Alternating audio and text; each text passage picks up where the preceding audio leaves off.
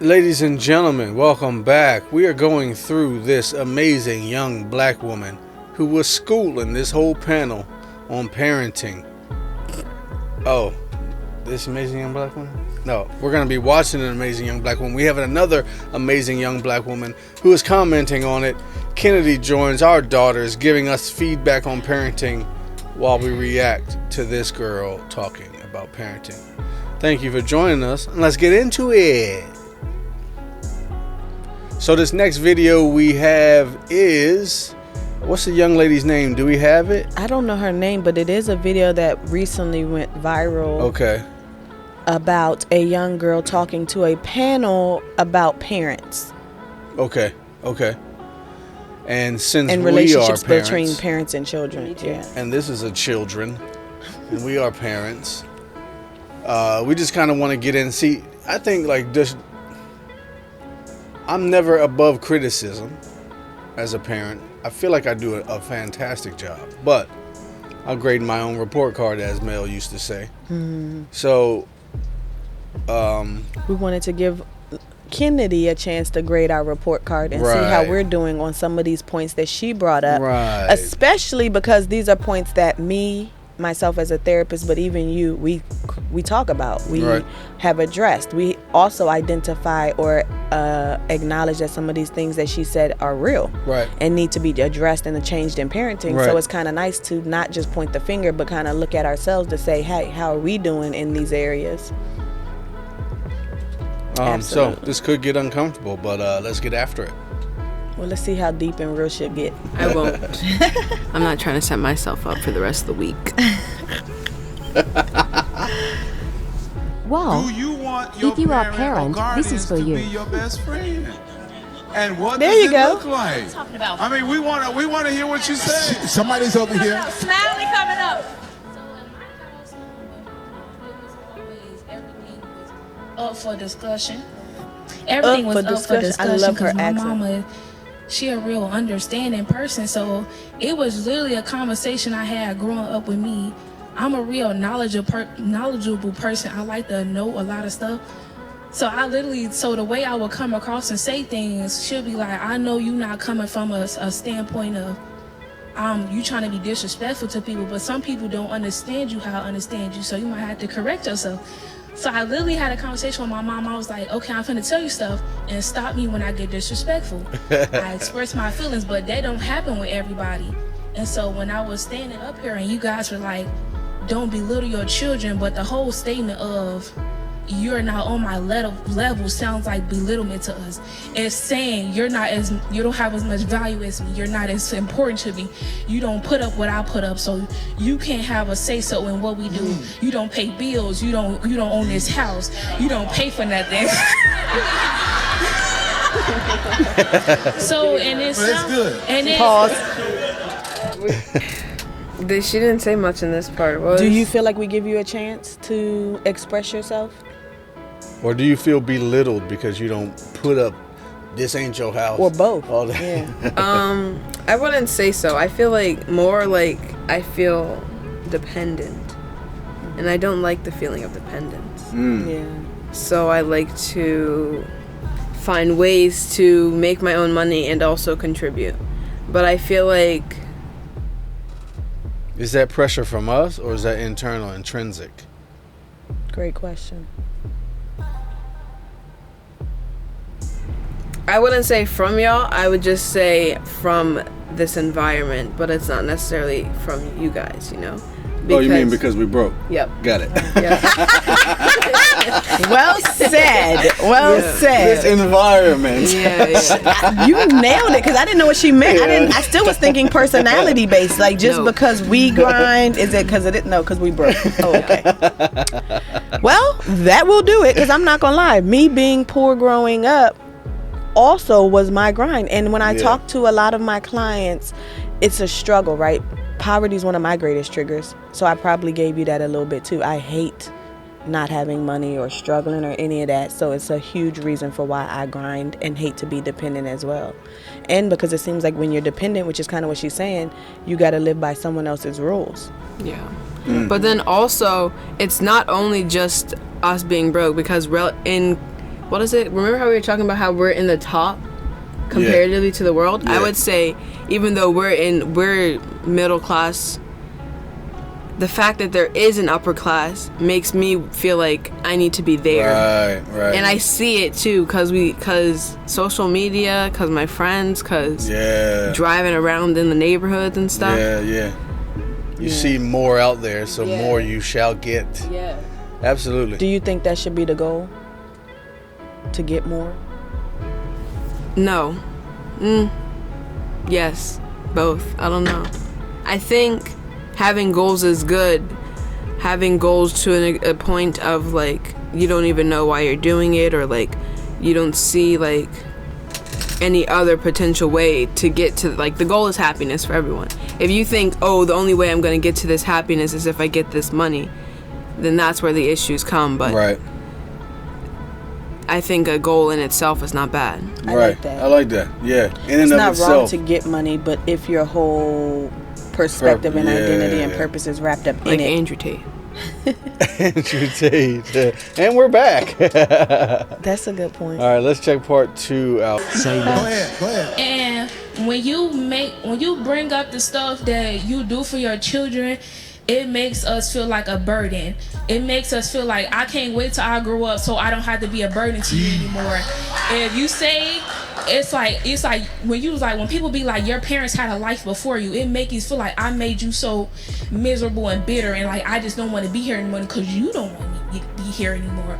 So why should I be here and put my best foot forward if the person who gave birth to me made me come in this life doesn't want me? How am I supposed to look at somebody else for love if I feel like I'm not getting love at home? Pause. She said a lot with that, I feel like. I feel like I kind of see where she's coming from, especially because y'all were 18 when she got pregnant. Y'all didn't even, like, most parents, they had a life to some extent, especially you. You didn't. I mean, yeah, I'm just keeping. No, you can say because it's true. I didn't have no life. You didn't really live before, so what's it like? It's obvious that us being born altered the path of like your life. So like, it's not always negative, but I feel like no matter what, kids are gonna know that if they didn't have kids, your life would have been different. Sure. Better or worse is not necessarily true. But it just depends on how y'all are feeling that day, because like if we were especially annoying one day, you're gonna be like, oh, they don't want to have kids. But if you guys are like happy, then you're gonna be like, yes, I'm glad. Yeah, exactly. And it's up and down. That's a great point. It's up and down. I mean, I think it's interesting because I don't ever feel like I don't want to have kids. I wish I didn't have kids, right? In that sense, like what she's saying, I do feel like kids are a burden, and that feels like a negative, right? Nobody wants to feel like a burden. Right. I struggle with that. I tell you that all the time. That's my biggest struggle, because I don't want to feel like a burden to no one. I don't ask people for stuff. But that's, both sides have to do that work, right? Like, you are a burden. I'm a burden. That's okay. It doesn't feel good, but like how, like even what Kenny said, she has to help out. She does groceries sometimes. Not that we make her do that, but that's something she does. That's a burden. Yes. It's not an end of the world concept. It's a cost. But it's a cost. There's something I have to do sometimes that I may not want to do. But I agree that the way it's expressed to children can be toxic if there's not further conversation. Because that's one of those things we talked about when you guys were little. Like, I'm going to get on your nerves sometimes. You're going to get on my nerves sometimes. We're going to not like each other sometimes, but I always will love you. Right. I want you in my life, but does that mean sometimes I'll need a break? For sure. But I don't know, like, that's what she's saying. I don't know how much the whole conversation is being had both ways. Right. So that the kid can know, you altered my life. That's going to come with blessings and cost. Altered, both. yeah. Altered, absolutely. Yeah. But would I go back? That's where I talk to the parents too, because sometimes in our minds, oh, if I made this different decision, life would be better or easier. Maybe. Also could be worse. Yeah. Right?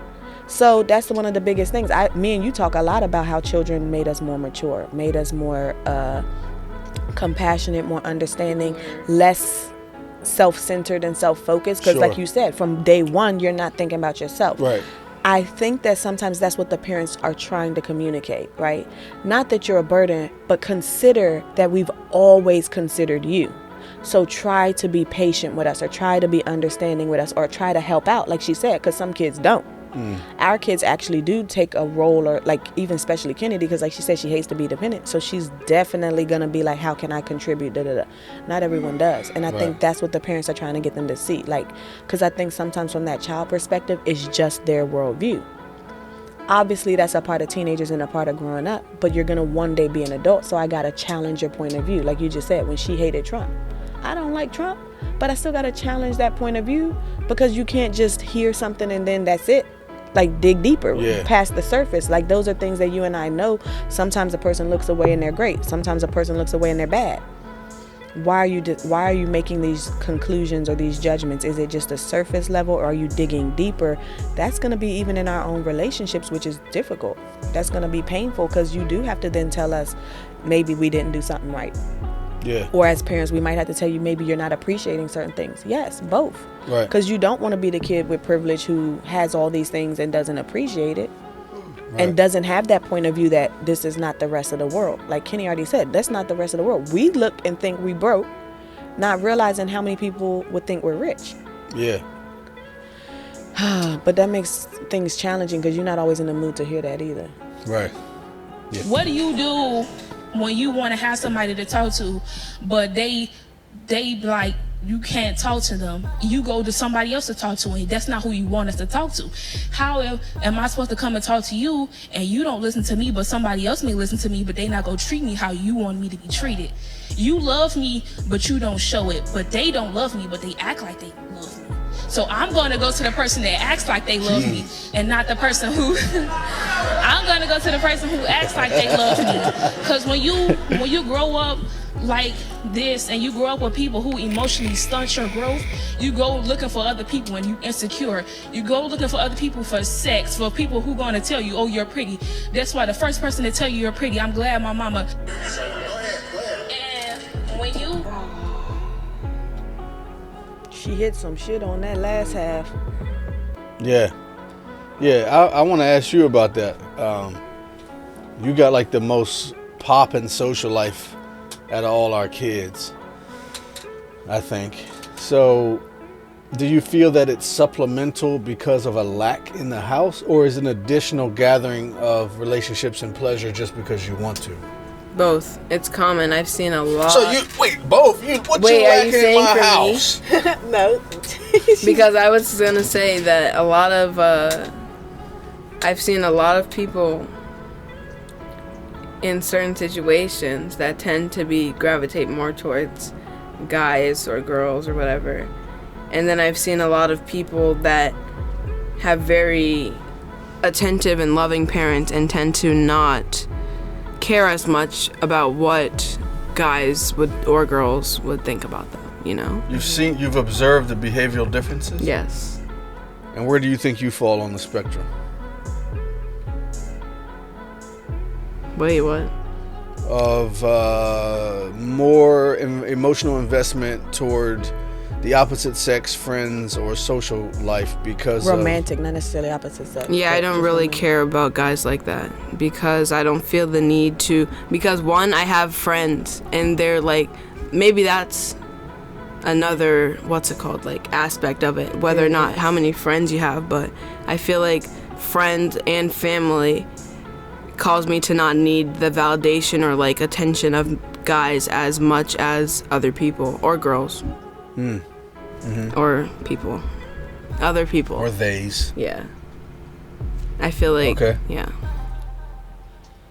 So you're saying I've kept you off the pole? Oh my gosh, why is off the pole the goal? Yeah, I love. I'm trying to get to the pole, actually. Okay. Yeah, I'm trying to get to strippers are very athletic. Thank you. I have so much respect for strippers. They be getting so much shade. And they have a pretty low BMI. What is the problem? It's because they're using their body to make money. But people are haters. Construction workers use their body. It's just we don't get to see it. Nobody wants to see it. So this is like a hate. I think it's like a hate. The same way he came at that little boy because he's stupid. Yeah. And he was mad at that genius kid. I feel like it's the fat people or the people that wouldn't be able to do the pole or the people who don't have these bodies babies, now they're like, oh, strippers. Or the women who want their men not to go to the strip club, oh, strippers. It's like, what are they doing that's so terrible? Yeah. You would hate it if Daddy went to the strip club. You don't care. No, he don't want to go. I wanted to go with him. I don't like that environment. He doesn't want to go. I tried to go. He went one time with his friends, which I was mad because I've always wanted to go. He never wants to go. He went with his boys. Go? I love the woman body, the female body, and I love women embracing their body, and I love women dancing, and I love seeing women in their happy space if they are. Now, you have this aversion to strip clubs because you feel like they can't be happy. They can't be happy in doing this in some regard. Yeah. But I'm like, I don't know. Why can't they? Right. That's a problem. Like, since I don't know, my brain goes to the potential scenario in which life and life circumstances has you here against your proverbial will. Sounds like and I'm not glass sure. half empty. Huh? Glass half empty. I know. But and I like that you said that, but because I know a lot of strippers, actually, and I talk with them, they feel like it built their confidence, and they don't feel disenfranchised, or they don't feel like this is a negative thing that has happened to them. Now they do feel the judgments of family and friends, so they may not tell everybody what they do, or they may not, you know what I mean, like there's shame associated because of how others perceive them. But in themselves, they feel like it was a good thing. It made me more confident. It made me embrace myself. It made me do certain things that I mean, we go in on strippers who feels like every aspect of their regular job is great. No, and an addition to society and builds up society for the better and builds people up for the better. Right. No job is going to be all good or all bad. So, I don't know. But I definitely get why parents feel a type of way about it, because they're worried about the judgment of others, right? What are people going to think? Yeah, that's a big, big thing in parenting, and I absolutely hate it.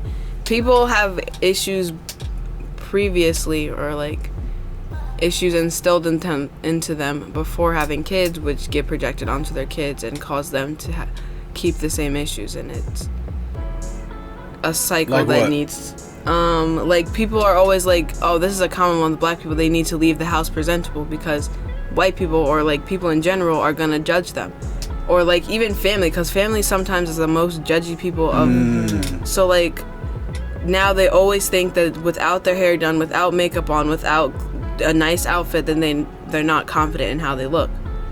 And then they put this same idea onto their kids, and it just goes on and on and on. Yeah, y'all be going over to literally family house, literally like a dinner. You gotta dress up your best. Yeah, or else auntie or whoever might say something. So you actually put that anxiety about external appearance onto your kids as an extra thing to worry about.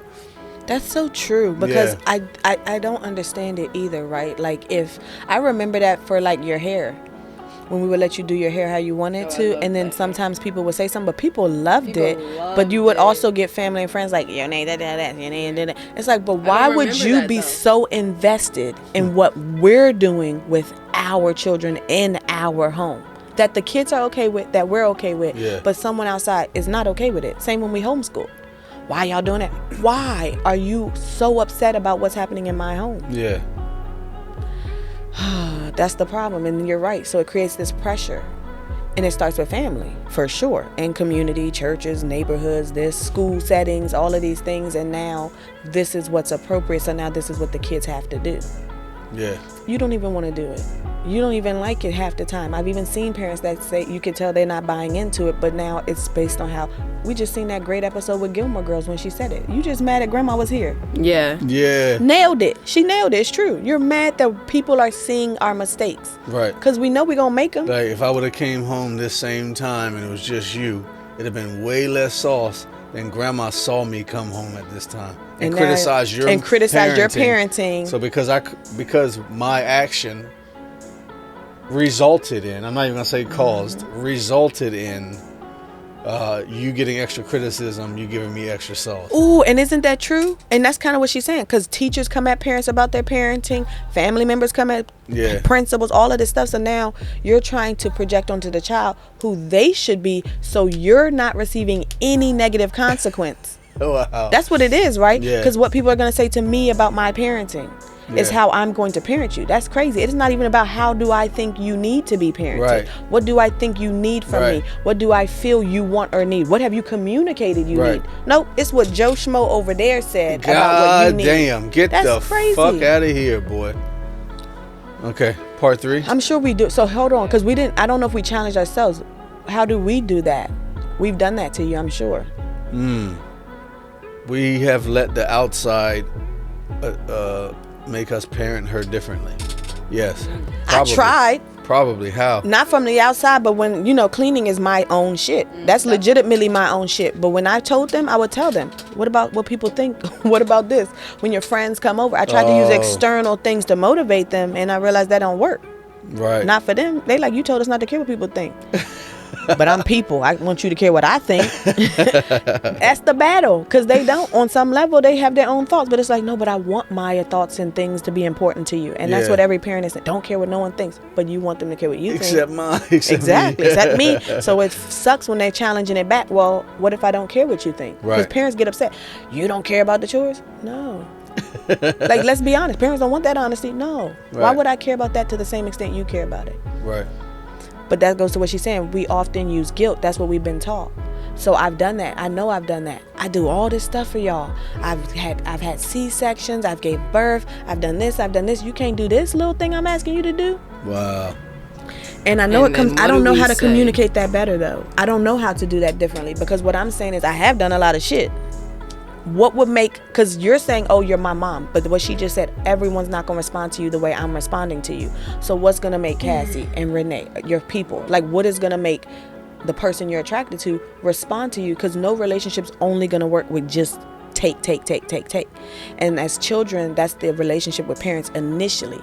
But there does have to be a transfer. There has to be a shift, because why would anyone have an ongoing relationship with one direction?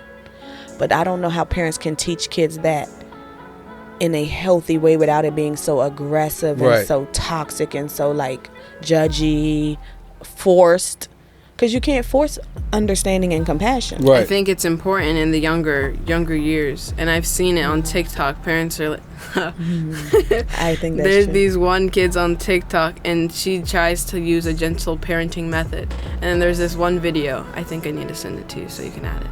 But there was this kid, and he threw the coffee pot because they were cooking or something, and he got frustrated and threw the coffee pot, and his older brother screamed at him saying like, why would you break the coffee pot? And then the kid responded by hitting the chair against the table because he was frustrated because his brother yelled at him. So then, like, I feel like even then in childhood you have to teach them these things so that they have outlets to express these things when they're young, even because when they're young the way of expressing themselves is going to be hitting a chair. But when they get older and they still have these same ideals, the way of expressing themselves is going to become harming other people or harming themselves, stuff like that. So I feel like when you teach them when they're young and you instill these certain ideals into them, like making them good people from the time they're young, it allows them to bring it into their adulthood and teenage years without what is it, like the force. Yeah. You, oh, you're pretty. That's why the first person to tell you you're pretty, I'm glad my mama never. They say your parent and your family is your first bully, point out every insecurity you have, and then you want your kids to feel beautiful and smart and go to school with people who telling them the same thing you tell them. That's not gonna work. You can't want to be your children's love and shelter, but you're not that. That's materialistic things. If God was only materialistic to you, you will feel hurt. You need to have your spirit be healed. You need to have your spirit be fed. It's okay to have clothes and shoes and all this stuff, but what about my spirit? What about my emotions? What about my mental state? You can't be, you look pretty on the outside. You got me nice shoes. You got me nice things, but I'm struggling on the inside.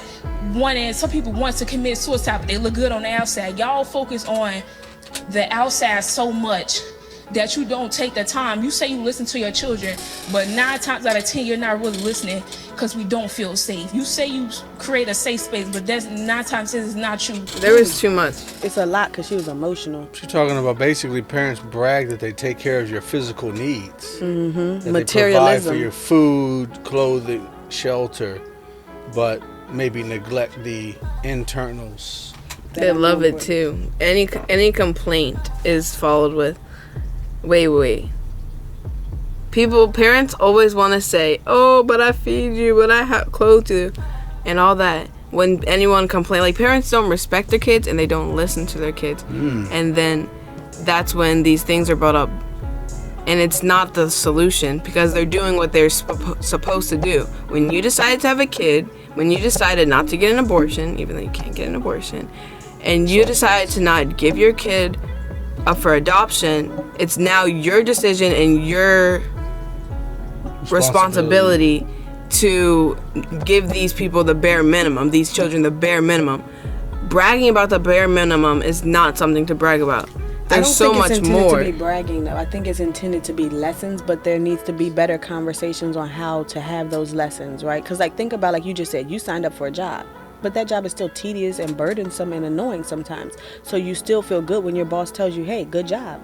Even though you signed up for it, even though that's your responsibility, even though you took that on all yourself, there's still a lot of weight attached to that job. So it still feels great to hear, hey, good job. Hey, we appreciate you coming in and doing something, right? So for parents, they don't get that, because when they go and say, I've done this, it's like, well, you're supposed to. Well, your friends are supposed to be good friends too, but you still do a lot of things for them in appreciation that they're good friends that you may not do for your parents or other people, because you're supposed to do that. You're supposed to be my mom. You're supposed to be my dad. You're supposed to take care of me. So where do they get that credit or that validation for all that effort they're doing? Because no one's going to do effort without something in return. Maybe it should be intrinsic. Should it be, though, right? Because like you said, who said I'm supposed to? That's the myth that kids want to believe. You're supposed to be taken care of by your parents. Do you know how many people aren't taken care of by their parents? Right. Do you know how many parents can't take care of their kids? That's an issue. It may be an issue, but supposed to is an issue too. Supposed to is not the issue there. The issue there is that people are having kids when they don't have the means for it, and that society is not allowing people to have the means to take care of their kids and not supporting people who have kids. The issue should not be in that moment, like you said, I agree with you. So that's a systemic issue. But when that is all happening and that parent is now failing that kid doesn't say, hey, the system failed me. Hey, the government messed up. The government didn't support you and therefore you can't support me. The kid says, you're fucking up. You're screwing up. You're not meeting my needs. Yeah. And like you said, there could be all these reasons, which is what the parent's trying to say. There's these reasons I'm not doing it. That sounds like an excuse. So how can they sufficiently say, hey, I'm doing the best I can, and the kid is like, that's not good enough? So they now can what? say they're doing the best they can, and the kid can still be annoyed and frustrated. Amen. Absolutely. Amen. Both things can go on, and you know what? If the conversation is open and honest, maybe there can be space for both people to vent. And I will say that it makes the most sense, at least to me, for the parent to set that stage for that conversation. Makes the most sense in a perfect world, again, right? But I also argue with that, because at least from my perspective, I personally feel like that's the point of children, right? We always say children are the next generation. Children are the future. Children change the world. Well, how? They first challenge their damn parents. That's the point of children, right? We think the point of relationships, even between parent-child or husband and wife, is to be smooth. The point is to have conflict. How can the parent mature and grow up? I can only have my worldview. I can only have my point of view and perspective. But when I engage in a romantic relationship and a child or parental-child relationship, that pushes me outside of my worldview. That pushes me outside of seeing things from how I saw. Because even in my worldview, I can say, oh, my parents screwed up. I'm going to do all these things to change, which you saw me say. Yes. But even with the things that I knew I needed to change, that's not enough for the kids. They still needed other changes, other things, other desires. So I had to, like you said, listen to them. But they also got to say it. Yeah. If they don't say it, how could I listen? Yeah. It's going to always be work on both sides. Agree. Let's check out part 4. You never say you disappointed in me, but your body language show it all. You look at me like I'm just some, like, you can't believe how you raised this. Some people say that to kids, I can't believe I raised somebody like this. Well, if you raised me so beautifully that you said you is, how come I ended up like this? It's a lot of things that go into that part, having a kid, and some people end up resenting their kids when they have them too young, or they have them with the wrong person. Some people just realize that sometimes it's too late to recognize the trauma, because when you get older and I don't have to spend time with you, how often do you see me? When I don't have to live with you no more, how often do you see me? When Some people get jobs, some people hang out with friends' house because they don't want to go home, and you refuse to recognize that you yourself have caused your child's trauma, whether you want to admit it or not, and that's the issue. What is this place that she's talking about? I don't know. I was wondering that too. Yeah. What would you say to let me see. Hold up. You never say you disappointed in me, but your body language show it all. What would you say? I love her accent. Yeah, I don't know where she's from. I don't know. I'm guessing South. like it's like a Detroit type. Really? I thought the South. Like a Midwest, because they have a Interesting. southern sometimes. Twang. But Miss- what would you say to that point she made as far as a job we've done in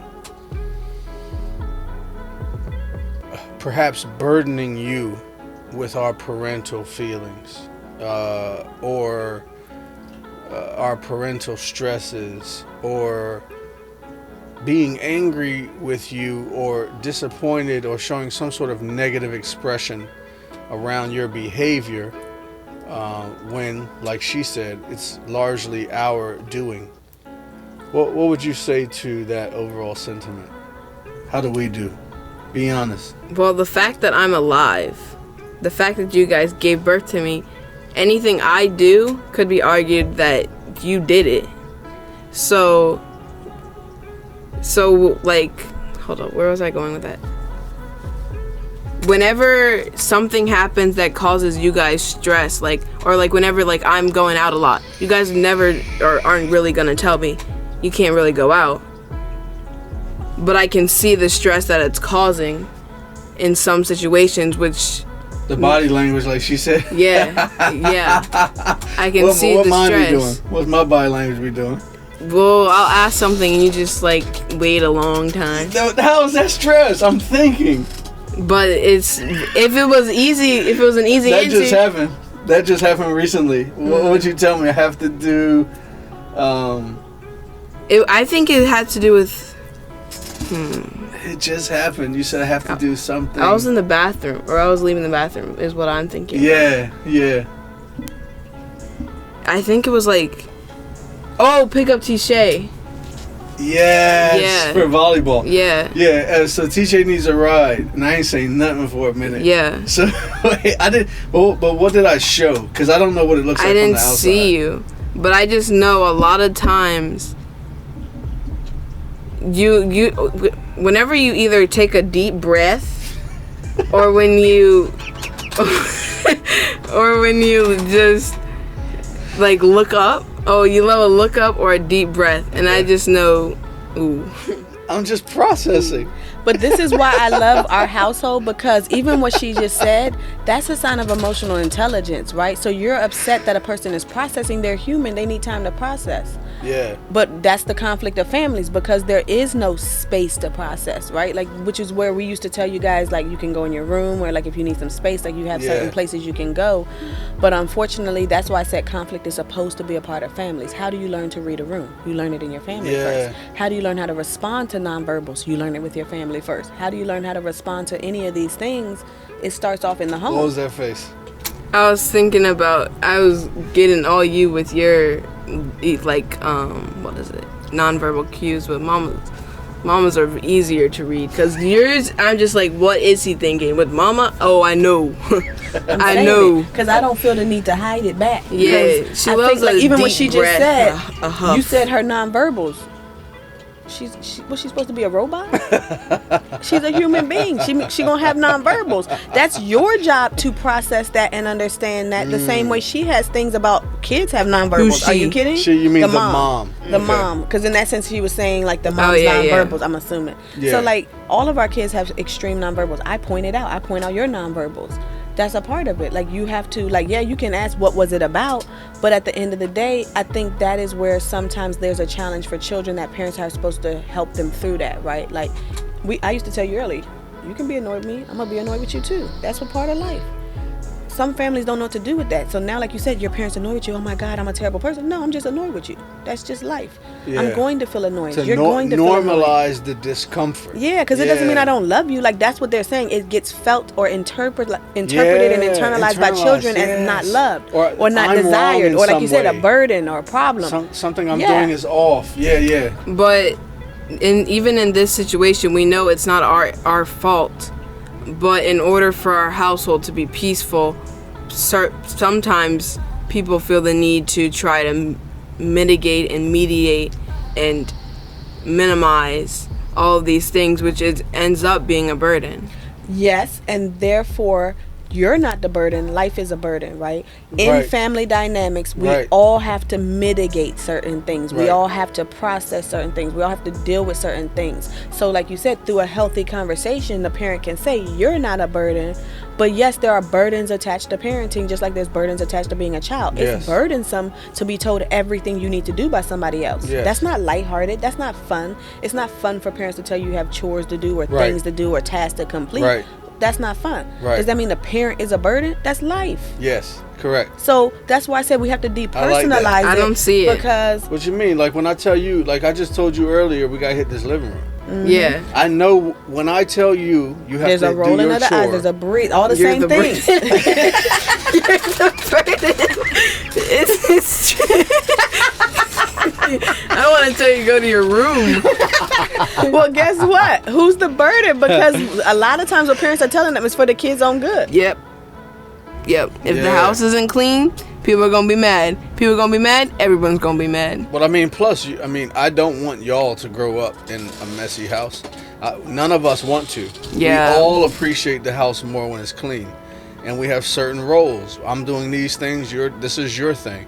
So I bring it up as the parent. It bothers you. I get it. I don't want to bother you, but I have to. Just like sometimes you're signed up for volleyball. Yeah, you don't want bother. Sometimes your friends are going to need rides to volleyball practice. That's true. I have to.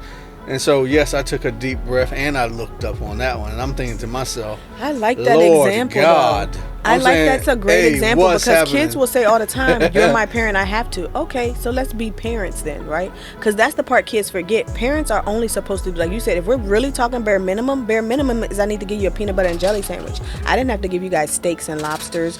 I need to give you schooling and basic clothes. They didn't have to be Nikes and Jordans, right? That's where kids forget. The parents did a lot of extra effort into not just getting you the bare minimum. It feels like the bare minimum because it's food, clothes, this, and this, but is it really the bare minimum? I don't gotta take you to no friend's house. I don't gotta take you to no parties. I don't gotta pick your friends up or drop your friends off ever. These are not things that are required from parents. I disagree. Well, I don't disagree that you don't have to do those things. I disagree that physical health should be prioritized over mental health and emotional. Like, people are always like, I gave you food. People don't understand that your brain is just as important as your body. Agree, but so what you're saying, taking you to your friend's house is akin to feeding you? I don't have to. way. You can talk on the phone. No, that's what I'm saying. I don't have to do you that. see 'em in We're in school. modern But days. we're You not can in talk. school. You Then can see you them in wait. school. There's the internet. Y'all Then can there's gonna text. be There's social media. She's spoiled as That's hell. what I'm saying. That's a part. Her bare People minimum. want to care about spoiled. People care about spoiled so bad too. Oh my You're Yes, bare because minimum. spoiled is what he is, right? There's a perspective that's lost. Privilege, Who's white he? dude, Andrew Tate, Okay. right? That's what spoiled becomes, right? Like, privilege means I lose perspective. I've gotten all of these things, which is what parents are trying to say. Do you see some kids getting none of this? Oh, but you're supposed to as a parent. Okay, even if I'm supposed to as a parent, aren't I doing more than your friends' parents are doing? Aren't I doing more than some of these other parents are doing? So it's not bare minimum. There are other things I'm doing. Bare minimum normally just means Except- I want more. What if you're doing the bare minimum and they're not? They're not But now doing. we're just floating around with this Yeah. concept. Who's to define it?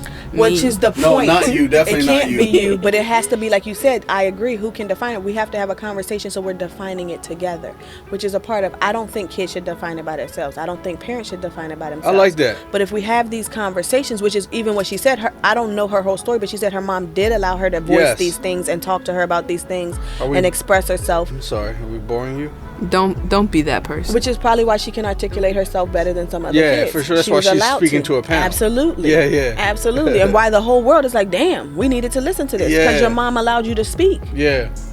So, and voice yourself. To close this out, Kennedy, I'd like you to just give some sort of diatribe detailing the decadence. I just wanted to hit some alliteration there. I don't even know what I'm doing. Just praise us for the audience. There is a little fly thing on You your made shirt me. that's driving me nuts. So I made you. That's what's about. you guys did your role for the world. I mean, not just Okay. made you, but we didn't ruin you. So I Not mean, yet. at some point, we had to do something good enough. But Maybe we I didn't did ruin it. You know what y'all was saying? Some But of that's it. a big part of Okay, it, yeah. that right? That's Yeah. I do truly believe you did do it, because a part of to me good parenting is not stepping in too much to ruin it. To It's allow like the kids to coaching. develop. Yeah. They can give you the advice. The coach says, "Oh, make sure your hands are up on the set." But if you're Yeah. not making sure your hands are up, it's nothing. And they can't follow behind you on every single part and do it Yeah. every single time. Some stuff they gotta let you go through. They gotta, yeah. But now It's what I want, like because that Daddy idea. wanted the fake accolades. He was joking, but I want to know Yeah. what areas, based on what she was saying. I know Yes. you're not gonna remember everything. What you feel we could most improve in. Straight up. It could be yeah. individual, like your dad may be different than mine, but like what things you feel like we could most improve in, based on some of those things she said, or your own thoughts and feelings around parenting. Yeah. Okay, it's actually I thought about it quick. Oh, she has some quick tricks. That means we've been slacking. It's like, Okay, I think it's kind of the same, but in different ways. I could say, maybe is this right? Okay, I'll go with it. I feel like the issue is boundaries. With Daddy, the boundaries are he's taking in too much, or that's what it seems like. Maybe he's not, but it seems like, so now when he's saying yes, I'm like, is he saying yes like he actually has the mental space for it? Is he just saying yes? And then for Mama, the boundaries are speaking like I don't know how to word it, but like always, like you want to help, always want to help, so you're always like think that, like, for an example, I can't think of the words for it, but the example would be like, oh, you're upset, you're mad, whatever, speak to me. Not always do you immediately want to talk about something, or do you immediately want to explain what's happening, because you don't necessarily already know what's happening. You have to process it, take some time. Like whenever I got mad one time, I'm not gonna specify what the anger was about, but one time I got mad and I had to take the time to process what I was mad about, take the time to talk to other people about what I was mad about before I was able to address the people I was actually mad about and effectively communicate it. And that's how we were able to come to an agreement and have like a healthy discussion about what had happened. So I feel like, well, that's a great one, because I'm not trying to brag, but it sounds like bragging. But Leah said the same thing. I think it's where I didn't know I was processing mine so fast. Right? So like what you were just saying, my nonverbals. For me, the moment I see I've triggered you, that lets me know I slipped. I leaked, right? Like, oh, I let my guard down. So now they can see that I was upset. They can see that I felt something. They can see. And because I can see it so fast, like your reaction, I can shift it in that moment, right? So Leah said a lot of times, I'm now expecting y'all to do the same. But it's because I didn't realize I was doing something so fast in comparison to others. So it took me time to realize that. And then, like you said, the same with Daddy. I'm expecting him to talk. He's like, what? I had to take time to realize that I was gonna be watching different this for each podcast. person. Some people are like, I need to get this off my chest immediately. I need to release it so that it's not weighing on me. Yeah. Some people are, I need to wait Yeah. and process and then. Yeah. Yeah. But also because you guys were children, like you guys are teenagers now, and you can communicate that to me now. But then I'm trying to teach you, so I know most of society is adverse to speaking on what they're feeling. So I was pushing that too much, as opposed to a lot of times parents don't think kids know. I don't know how else to say it without trying to be insulting. And a lot of parents, a lot of times parents think they know. Yeah. Absolutely. Heavy. But I still think I do, right? Like what we were saying with Andrew, we think we know. He disagrees. But we do know, based on our own agenda, based on our own and based on objective. your own experience. And experience And and the perspective. experience from generation to generation is gonna be very, different. very different. Yes. Absolutely agree with that. That's awesome. Awesome. I can accept that. Thank you very much for the criticism. Thank you very much for joining us. And for being the boss, because you kind of stepped in the gap for your siblings. They ain't going to want to do that, but you're kind of the voice for all of them to kind of speak up on things we need to do. That's true. Somebody's got to take that hit. The other ones is not coming on here. Not even just coming on. They're not going to tell us this directly what we need to work on. I've tried with Leah. Yeah. TJ may get there. I think TJ could. But even the directness is always, what is it? Mitigated. Like, I'm never gonna be like, oh, you suck at this. I don't even know if I have it. Are there things you think we suck at? That's what I'm saying. I don't even. You should be able to say that. Yeah, Like, I don't know suck if I is have a big it. one. Like, if you really that bad, I hope you should feel comfortable to say. I think. And I agree. You might not say, "Hey, you suck," but you got to be able to be like, maybe these are some things we can work on in the family. We should have because our handwriting are too distinct. But I was gonna say, you know how they have like a comment box. Remember we had stuff like that. We did the little prayer list kind of. That's things. different. Yeah, that was like a personal thing. Yeah. Oh, we used to do the strengths and weaknesses thing, which was kind of similar, but not fully, where we would talk about our own things we were working on and kind of improving in, which I do feel like we should get back to a little bit, because I think that is a part of the input. Like even how we said Andrew Tate, are we only talking about other people's weaknesses? Are we identifying our own weaknesses? Don't only identify other people's strengths either. You got to see your own I think we have the skill now. Like, I think that I do that internally. Like, it's a instinct.